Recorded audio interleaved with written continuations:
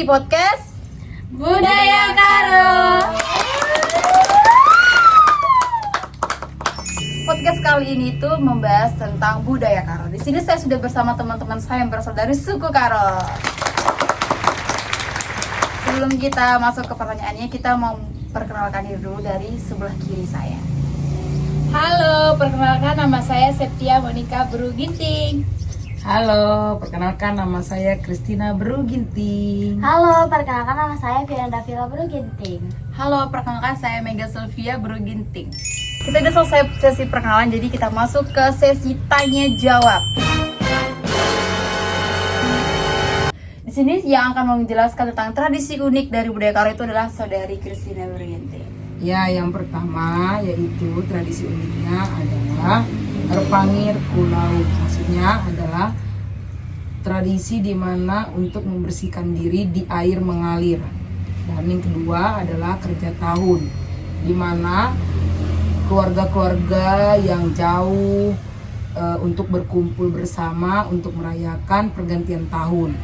Yang ketiga yaitu adalah besur-besuri. Ini biasanya dilakukan oleh satu orang yang berumah tangga yang sedang hamil 7 bulanan. Itu dilakukan besur-besuri itu supaya ibu dan anaknya itu bisa sehat sampai nanti adik bayinya lahir gitu. Yang keempat adalah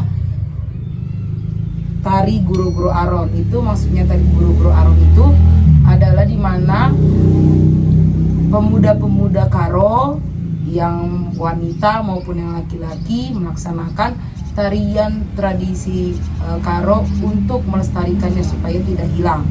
Dan yang kelima adalah upacara penguburan. Nah, upacara penguburan ini dilakukan dalam banyak versi, tapi biasanya upacara penguburan ini dilakukan oleh orang tua yang sudah lanjut usia, dalam arti yang udah mempunyai anak tetapi sudah mempunyai cucu. Jadi di situ wajib diadakan yang namanya upacara penguburan supaya tidak ada hutang adat untuk acara penguburan tersebut. Terima kasih. Terima kasih untuk penjelasannya dari Kak Kristina Beruginting. Tadi kita sudah menjelaskan tentang tradisi unik yang ada di budaya Karo. Sekarang kita akan membahas mengenai tari tradisional yang ada di budaya Karo. Apa aja sih Kak tari tradisional yang ada di budaya Karo itu, Kak Mega? Jadi tari tradisional yang ada di budaya Karo itu contohnya tari pisau surit. Makna dari tari pisau surit itu merujuk pada suara burung yang ada di pegunungan. Yang biasanya itu digunakan untuk menyambut tamu kehormatan. Lalu tari lima serangkai. Tari lima serangkai itu biasanya berpasang-pasangan yang digunakan untuk GGA, tari Guro-Guro Aron, dan ada juga tari roti manis. Tari roti manis itu biasanya digunakan untuk menyambut festival-festival seperti Festival Piara, digunakan untuk anak-anak dan juga Cimpa untuk para pemuda-pemudi. Oke, tadi kan kita udah bahas tari nih. Sekarang kita mau bahas musik tradisional yang ada di budaya Karo. Musik tradisional Karo seperti ini.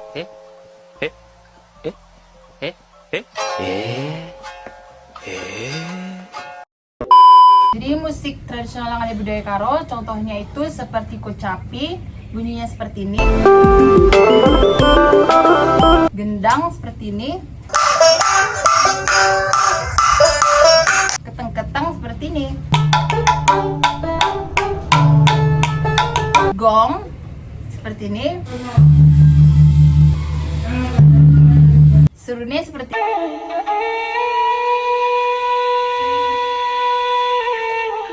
Jadi tadi kita udah membahas tentang keunikan dari budaya Karo, Tari dan musik. Sekarang kita akan membahas tentang peran penting musik Karo dalam masyarakat luas. Oke, bagaimana peran penting musik Karo itu, Kak? Silakan Kak Septi. Silakan. Jadi musik Karo itu berperan penting dalam kehidupan sosial, baru itu spiritual, baru itu dalam masyarakat Karo. Jadi peran utama musik dalam budaya Karo itu yang pertama ritual dan upacara adat. Contohnya itu seperti upacara pernikahan, upacara kematian, dan upacara panen. Upacara panen itu gimana sih? Yang dimana kerja Rani itu adalah masyarakat yang ada di Karo itu menanam dan ada hasilnya. Jadi kita merayakanlah hasil panen tadi dengan masyarakat yang ada gitu. Jadi mengucap syukurlah gitu pada Tuhan karena hasil panen yang diberikan melimpah di tahun ini gitu maksudnya.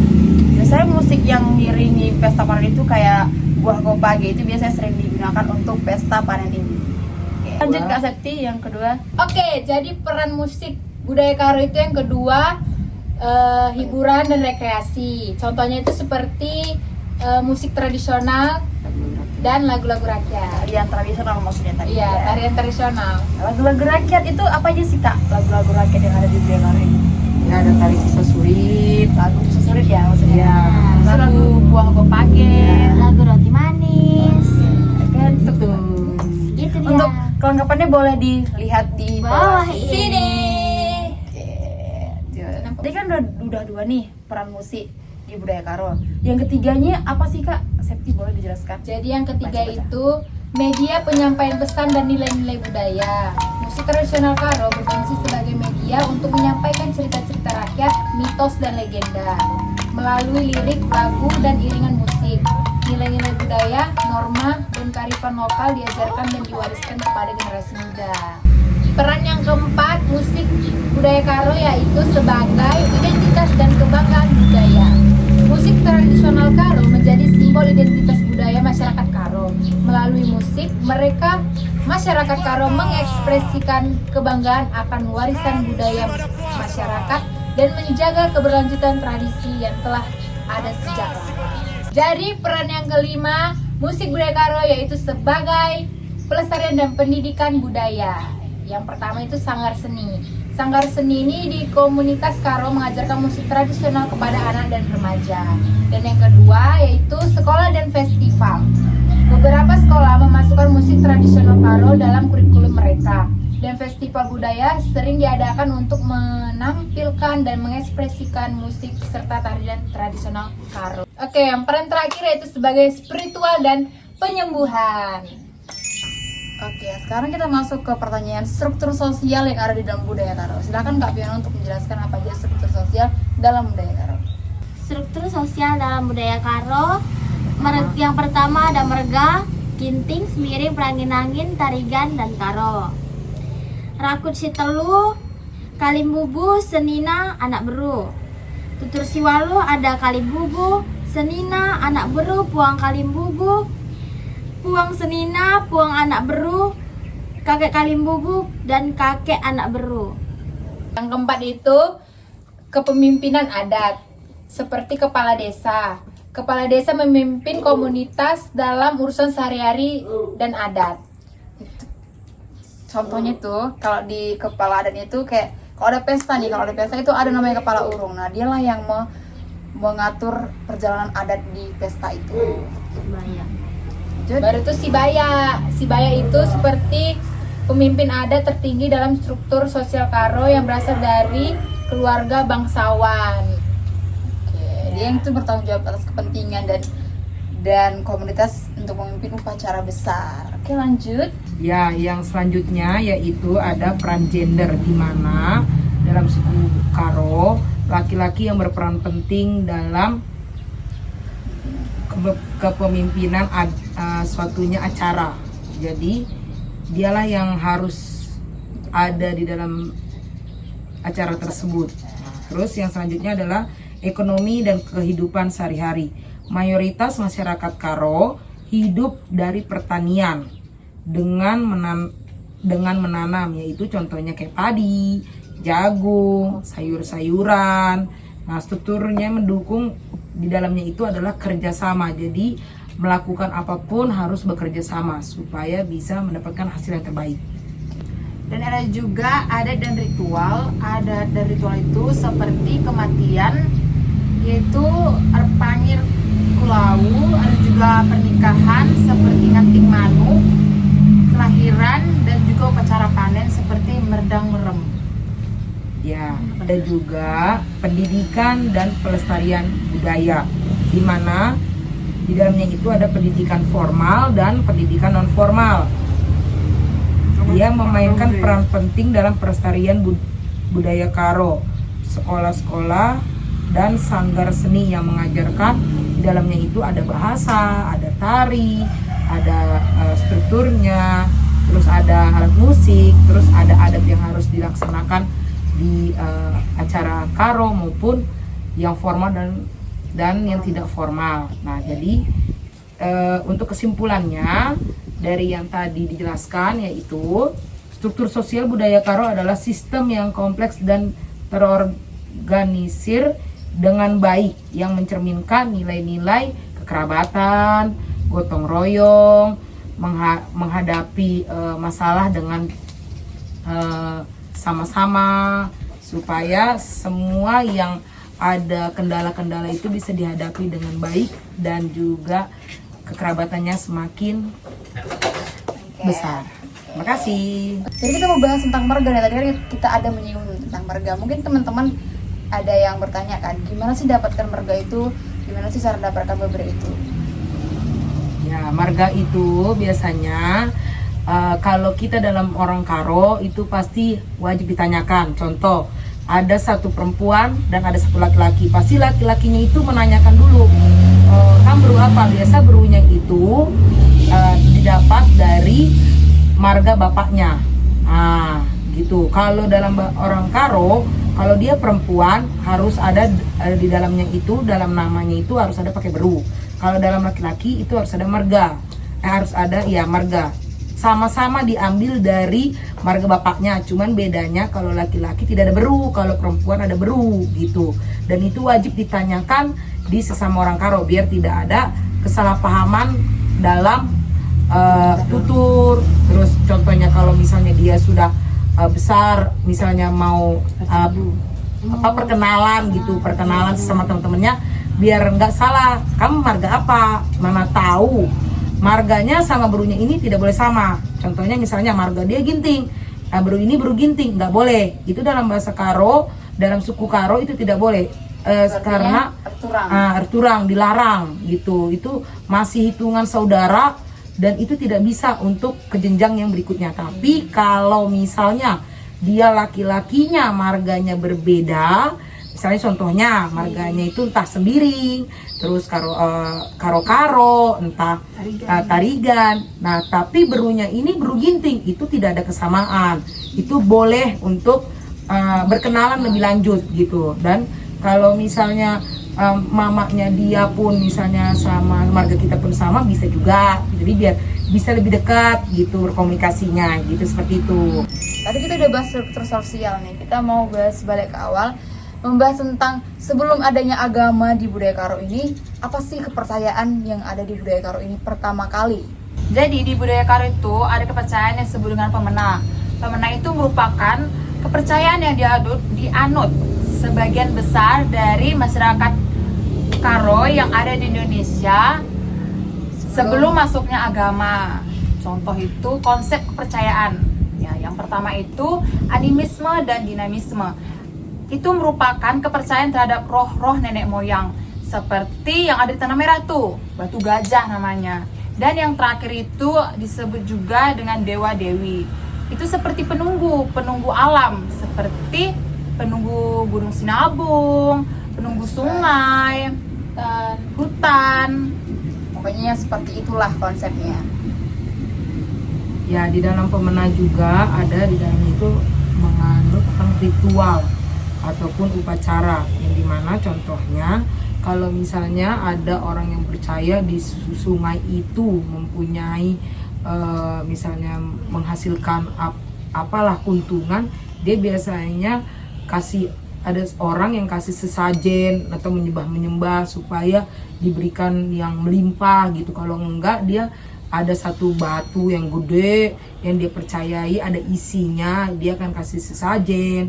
Terus kalau enggak juga kasih lilin-lilin biar disembah-sembah gitu. Itu yang percaya. Bagi yang mengerti dia itu ada isinya. Kalau yang enggak mengerti ya enggak percaya, ya ya udah nggak dilakukan gitu.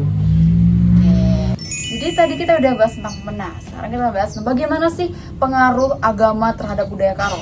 Jadi sangat berpengaruh.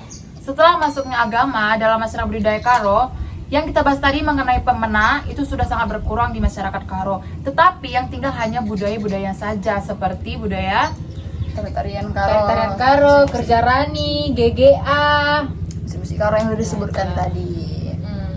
Jadi pengaruh agama terhadap budaya Karo itu sangat signifikan karena agama dan budaya itu saling berkaitan. Meskipun kayak penyembahan tadi itu nggak ada di modern sekarang ini, tapi kita masih ngasih persembahan gitu untuk beguja, bukan beguja sih namanya, untuk sesama lah. Kalau di agama itu untuk Tuhan. Jadi hasil kita tadi itu kita kasihkan ke altar untuk diserahkan untuk Tuhan.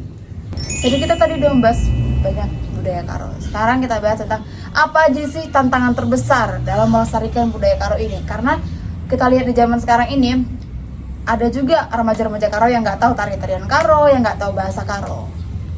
Ya kan? Tantangan terbesar dalam menghadapi budaya Karo yaitu perubahan sosial, kurangnya minat generasi muda dalam mempelajari adat istiadat dalam budaya Karo. Terus udah gitu yang selanjutnya adalah datangnya kayak bahasa-bahasa asing, Bahasa terus Korea gitu, Jepang. ya, terus udah gitu tarian yang luar. Jadi sehingga anak-anak muda itu menganggap tarian Karo ataupun bahasa Karo itu kayak kurang menarik gitu. Padahal budaya Karo itu kalau nggak anak muda lagi yang melestarikan, siapa lagi? Karena anak muda lah yang akan melestarikan lagi nanti untuk yang berikutnya gitu. Cucu-cucunya. Kalau bisa kita lah remaja-remaja dan anak-anak muda ini harus melestarikan adat Dan budaya budaya Karo. Kan kita masuk ke bagian terfavorit, makanan khas dari daerah Karo. Apa aja sih makanan khas dari daerah Karo itu? Ya, makanan khas dari daerah Karo itu yang pertama yaitu ada babi panggang Karo. Ini biasanya dimakan oleh yang beragama Kristen, Buddha gitu-gitu. Nah, Jadi orang Karo. itu identiknya yang ciri khasnya udah pasti satu babi ya kan. Yang kedua dengan bumbu-bumbunya. Udah khas Karo kali ya kan? Nah, terus dimasaknya kalau yang babi panggang Karo biasanya ciri khasnya itu dimasaknya itu dengan arang dan dikipas-kipas begini pakai kipas kayu. Nah, itu dimasaknya itu biasanya identiknya itu ya warnanya itu agak sedikit-sedikit gosong gitu kayak model sate-sate gitulah, pas kayak gitu. Nah, terus yang kedua yaitu cimpa. Cimpa ini makanan khas sekali dalam suku Karo. Biasanya ada cimpa ini dalam kayak misalnya contohnya kayak GGA itu pasti ada cimpa. Terus ada acara-acara penting kayak misalnya pernikahan.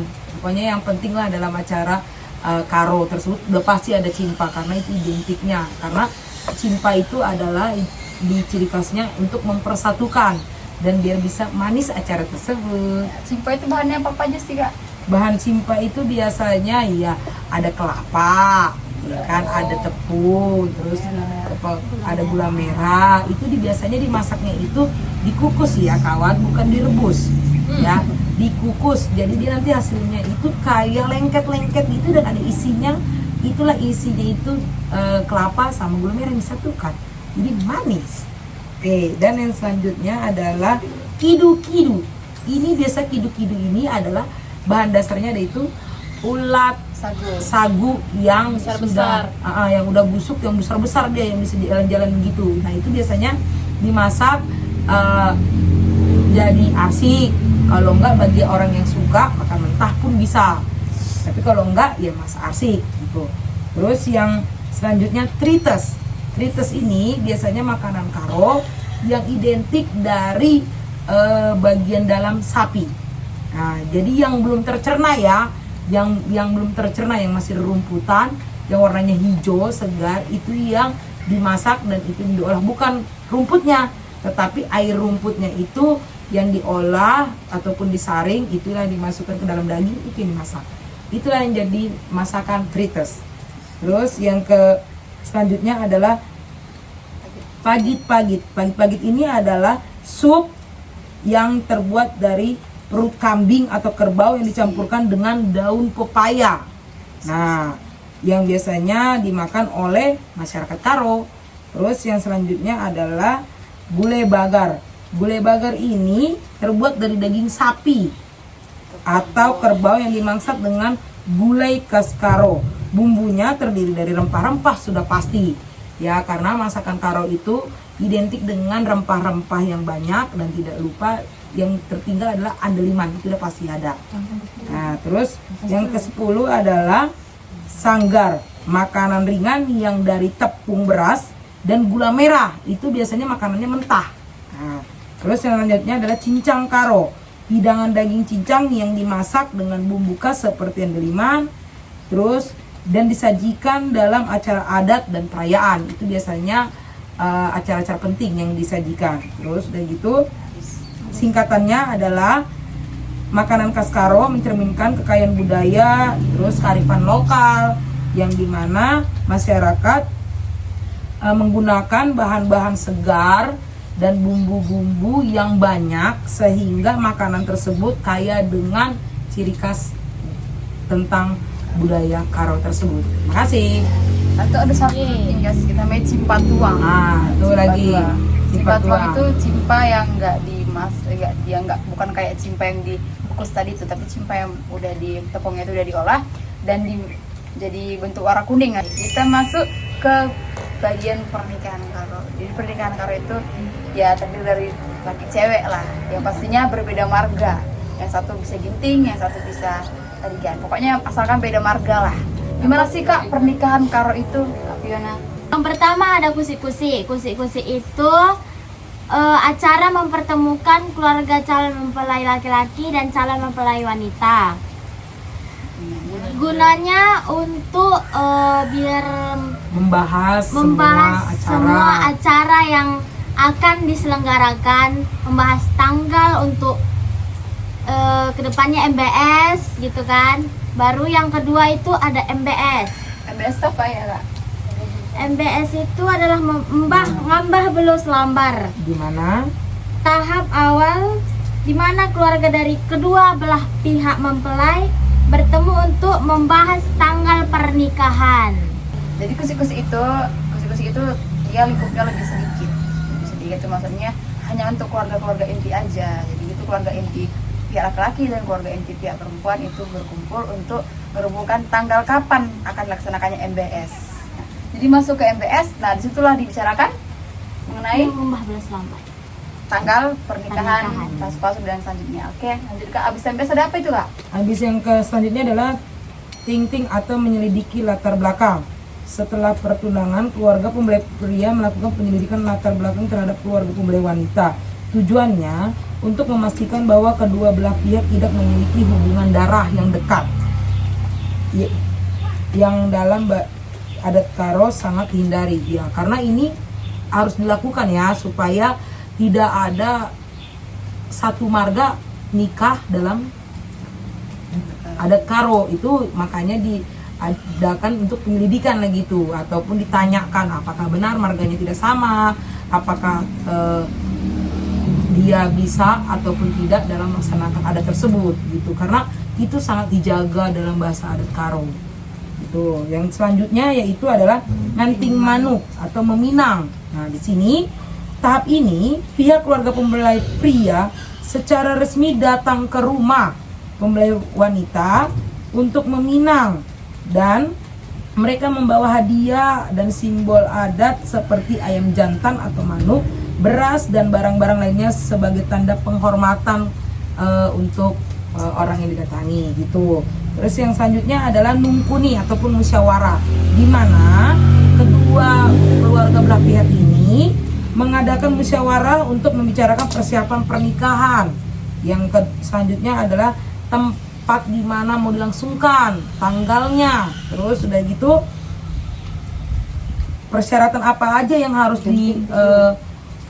dipenuhi gitu persyaratannya. Terus udah gitu tokoh-tokoh apa aja yang akan terlibat, contohnya kayak yang tadi dibilang ada kaling bubu, anak beru, terus sukut ya, dan ada banyak lagi lah yang tadi. Nah itu harus dibicarakan supaya apa, karena kalau tidak ada mereka acara adat tidak bisa berjalan dengan baik. Nah terus yang selanjutnya adalah Sebelum acara pernikahan, kalau kita di dalam Kristen itu harus ada pasu dulu ya kan, pasu dulu. Jadi sebelum ke adat itu kita harus ada pasu di gereja, itu pun di tempat pihak perempuan ya kan. Kalau di sini tuh di tempat dimanapun, pokoknya di orang Karo pasu itu pasti di tempat yang perempuan. itulah pengembalian tudung, dimana beberapa hari pernikahan keluarga pempelai wanita mengunjungi rumah pempelai pria untuk menyerahkan kembali tudung atau penutup kepala yang dipakai saat pernikahan. Ini menandakan bahwa tanggung jawab menjaga pempelai wanita telah sepenuhnya diberikan kepada keluarga pria. Jadi kesimpulannya apa nih Kak tentang pernikahan yang ada di Karo ini? Ya, jadi kesimpulannya itu pernikahan adat Karo itu dia mencerminkan tentang kekayaan budaya, adat istiadat, terus keragaman dalam menghadapi permasalahan, terus gotong royong, dan itulah yang dimana harus ada, karena kalau misalnya tidak ada namanya gotong royong ya nggak berjalan acaranya semua. Kalau nggak ada anak beru nggak jalan, nggak Iya, masak. itu. Oke, udah berakhir ya podcast kita hari ini mengenai budaya Karo. Tangan dulu. Ini itulah beberapa dari budaya-budaya Karo. Ada tradisinya, ada tarinya, ada musiknya, ada juga kepercayaannya, dan yang terakhir tadi itu kita bahas tentang pernikahan. Jadi sekarang kita mau ngasih harapan nih untuk teman-teman remaja-remaja atau anak-anak yang bersuku Karo. Oke, saya Septia Monica Beruginting, bere-bere sembiring. Harapannya untuk kalian semua yang pada menonton ini yaitu semoga kalian mengerti apa yang kami jelaskan tadi. Ya mungkin kurang-kurang ada kejelasan, mohon maaf. Jelas. Semoga budaya Karo ini semakin berkembang dan tidak mati budayanya. Ada harapan mungkin yang mau disampaikan ke penonton-penonton podcast ini. Oke, ya harapan dari saya Christina Beruginting memberi tarian. Harapannya yang pertama adalah untuk kita jiwa-jiwa yang masih muda harus melestarikan adat dan budaya bahasa Karo, walaupun memang misalnya contohnya tidak menarik ataupun kurang disenangi, tapi kita harus wajib itu melestarikan. Karena apa? Kalau bukan anak muda, bukan kita, siapa lagi yang akan melestarikan? Jangan nanti budaya kita diambil oleh orang lain. Yang pertama. Yang kedua, untuk kita yang suku Karo, kalau bisa hindarilah yang namanya nikah satu marga. Tuh. Karena apa? Itu udah sangat dijaga dari turunan nenek moyang kita. Itu tidak boleh. Yang ketiga adalah apapun permasalahan dalam suku adat Karo ini pasti ada jalan keluarnya. Tetapi harus kita bicarakan dengan keluarga kita supaya apa? Yang tadinya ada masalah tidak ada lagi gitu. Dan yang kalau bisa kita orang-orang yang suku Karo ini haruslah bangga dengan apa yang kita punya, karena itu adalah satu ciri khas yang harus bisa sampai mendunia ke negara asing. Ya, untuk kawan kami Ada, karena kan di zaman sekarang ini udah tuh ada namanya K-pop, K-pop Iya. dance, BTS. Iya. Kayak kami ini sebenarnya ini ya nggak terlalu mendalami kali tentang budaya Karo. Ini K-pop ya, ARMY dia, ARMY. yang penting kita mau belajar. Kita tuh tidak meninggalkan budaya Karo. Walaupun bahasa Karo kami di pasir-pasir, atau kita mau bahasa Karo nih di sini. Iyalah kita.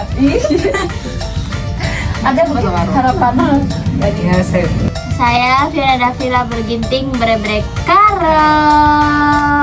Saya Mega Sylvia Beruginting, bere-bere Karo. Indrani Rohlina Beruginting Karo. Jadi bagaimana podcast kami sederhana. Harapan kami adalah teman-teman kami